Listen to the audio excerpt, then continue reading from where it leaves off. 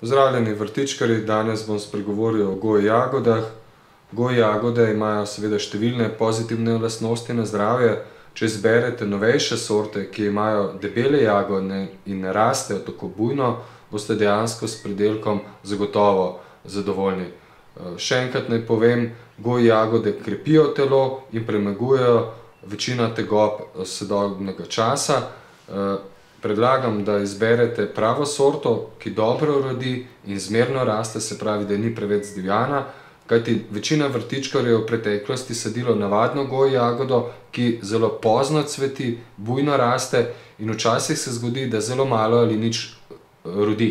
Če pa sadite novejše žlahtne sorte, ki imajo debele plodove in rodijo od poletja do jeseni, takšnih težav ne boste imeli. Naj povem, da sorta Amber Sweet je letošnja novost in ima zlato-rumene jagode, goji jagoda Number One pa je najslajša sorta goji jagod.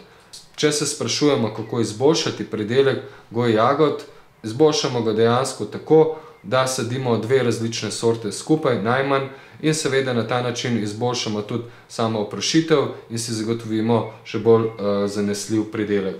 No, goji jagode seveda lahko gojimo tudi v posodah, koritih, sadimo jih lahko tudi v vrt, več o tem v samem članku. No, kar se tiče bolezni in škodljivcev, med škodljivci kakšnih večjih težav ni, pri boleznih pa običajno obišče kakšna pepelovka, ampak to se da z ekološkimi sredstvi čisto ustrezno odpraviti. No, več o rezi goji jagode predlagam, da si preberete v članku, kjer sem podrobno opisal tudi samo rez. No, naj povem še nekaj, goji jagode je zelo uporabna v prehrani.